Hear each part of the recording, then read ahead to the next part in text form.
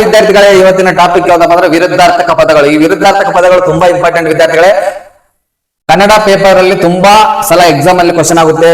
Fix ಆಗಿ 2 marks ಇರುತ್ತೆ ವಿದ್ಯಾರ್ಥಿಗಳ ಕೆಪಿಎಸ್ಸಿ ನಡೀತಿರುವ ಕೆಪಿಎಸ್ಸಿ ಮತ್ತು ಕೆಇಎ ಈ ಎರಡೂ ಒಂದು ಎಕ್ಸಾಮ್ ಸೆಂಟರ್ ನಲ್ಲಿ ತುಂಬಾ ಸಲ ಕ್ವಶನ್ ಆಗುತ್ತೆ ವಿದ್ಯಾರ್ಥಿಗಳು. ಯಾಕಂದ್ರೆ FDA, SDA, PDO ಹಲವಾರು ಎಕ್ಸಾಮ್ ಅಲ್ಲಿ, ಅದೇ ರೀತಿ ಮೊರಾರ್ಜಿ ದೇಸಾಯಿ ಅಥವಾ ಮತ್ತೆ Navodaya public school entrance exam ಅಲ್ಲಿ, ಏಕಲವ್ಯ ಎಂಟ್ರೆನ್ಸ್ ಎಕ್ಸಾಮ್ ಅಲ್ಲಿ ಈ ವಿರುದ್ಧಾರ್ಥಕ ಮೇಲೆ ಕಂಪಲ್ಸರಿ 2 ಕ್ವಶನ್ ಬಂದೇ ಬರುತ್ತೆ ವಿದ್ಯಾರ್ಥಿಗಳು. ಅದರಿಂದ ದಯವಿಟ್ಟು ಈ ವಿಡಿಯೋ ತುಂಬಾ ಇಂಪಾರ್ಟೆಂಟ್ ವಿದ್ಯಾರ್ಥಿಗಳೇ. ಅದೇ ರೀತಿ ವಿರುದ್ಧಾರ್ಥಕ ಪದಗಳು ಅಮೂಲ್ಯ. ಈ ಅಮೂಲ್ಯ ಪದದ ವಿರುದ್ಧಾರ್ಥಕ ಪದ ಯಾವ್ದಪ್ಪ ಅಂದ್ರೆ ನಿರಮೂಲ್ಯ. ಅದೇ ರೀತಿ ವಿದ್ಯಾರ್ಥಿಗಳೇ ನವ ಅಂದ್ರೆ ಹೊಸದು. ಈ ನವ ಒಂದು ವಿರುದ್ಧಾರ್ಥಕ ಪದ ಪುರಾತನ. ನವ ವಿರುದ್ಧಾರ್ಥಕ ಪದ ಪುರಾತನ. ಅದೇ ರೀತಿ ವಿದ್ಯಾರ್ಥಿಗಳೇ ಉದಯ, ಅಸ್ತ. ಅದೇ ರೀತಿ ಅಪರಾಧ, ನಿರಪರಾಧ. ಗುಣ, ಅವಗುಣ.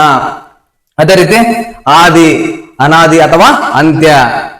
ಆದಿ ಅಂದ್ರೆ ಸ್ಟಾರ್ಟ್ ಆಗುವುದು, ಅಂತ್ಯ ಅಂದ್ರೆ ಮುಕ್ತಾಯವಾಗುವುದು. ಆ ರೀತಿಯಾಗಿ ವ್ಯರ್ಥ, ಸಾರ್ಥಕ. ಅದೇ ರೀತಿ ಹೊಸ, ಹಳೆಯ. ಶಾಂತಿ, ಅಶಾಂತಿ. ಉಪಕಾರ, ಅಪಕಾರ. ಇವೆಲ್ಲ ಎಕ್ಸಾಮ್ ದೃಷ್ಟಿಯಲ್ಲಿ ವಿರುದ್ಧಾರ್ಥಕ ಪದಗಳ ಭಾಗ 1ನೇ ವಿಡಿಯೋ ವಿದ್ಯಾರ್ಥಿಗಳೇ.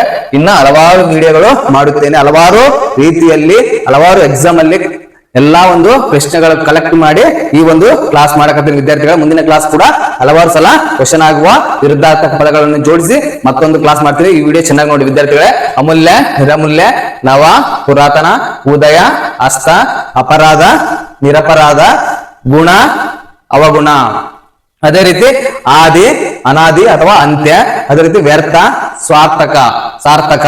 ಅದೇ ರೀತಿ ಹೊಸ, ಹಳೆಯ, ಶಾಂತಿ, ಅಶಾಂತಿ.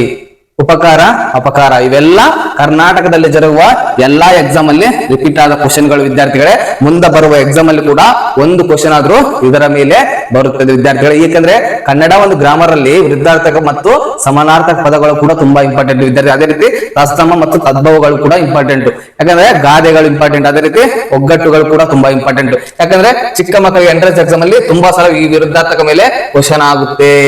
ಅದೇ ರೀತಿ ವಿದ್ಯಾರ್ಥಿಗಳು ಕೆಎ ನಡೆಸುತ್ತಿರುವ 35 ಮಾರ್ಕ್ಸ್ ಕನ್ನಡ ಒಂದು ಸ್ಪೆಸಿಫಿಕ್ ಪೇಪರ್ ಅಲ್ಲಿ ತುಂಬಾ ಸಲ ಕ್ವಶನ್ ಆಗುತ್ತೆ ವಿದ್ಯಾರ್ಥಿಗಳೇ. ನಾವೆಲ್ಲಾ ವಿರುದ್ಧಾರ್ಥಕ ಪದಗಳನ್ನು ಜೋಡಿಸಿ ನಾವು ಓದಿದಾಗ ಅದರಲ್ಲಿ ಯಾವ್ದಾದ್ರು ಒಂದು ಅಂಕವನ್ನು ನಾವು ಪಡೆಯಬಹುದು ವಿದ್ಯಾರ್ಥಿಗಳೇ.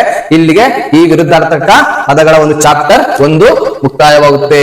ಈ ವಿಡಿಯೋ ಇಷ್ಟವಾದರೆ ಲೈಕ್ ಮಾಡಿ, ಶೇರ್ ಮಾಡಿ, ಸಬ್ಸ್ಕ್ರೈಬ್ ಮಾಡಿಕೊಳ್ಳಿ ವಿದ್ಯಾರ್ಥಿಗಳೇ. ಅದೇ ರೀತಿ ತಪ್ಪದೆ ಶೇರ್ ಮಾಡಿ ವಿದ್ಯಾರ್ಥಿಗಳಿಗೆ. ನೀವು ಶೇರ್ ಮಾಡೋದ್ರ ಮೂಲಕ ಅನೇಕ ವಿದ್ಯಾರ್ಥಿಗಳಿಗೆ ಈ ವಿಡಿಯೋ ತಲುಪುತ್ತದೆ. ಅವರು ಕೂಡ ಈ ವಿಡಿಯೋದ ಸದುಪಯೋಗ ಪಡೆದುಕೊಳ್ಳುತ್ತಾರೆ ನನ್ನ ಪ್ರೀತಿಯ ವಿದ್ಯಾರ್ಥಿಗಳೇ. ಇಲ್ಲಿಗೆ ಈ ವಿಡಿಯೋ ಮುಕ್ತಾಯವಾಗುತ್ತದೆ.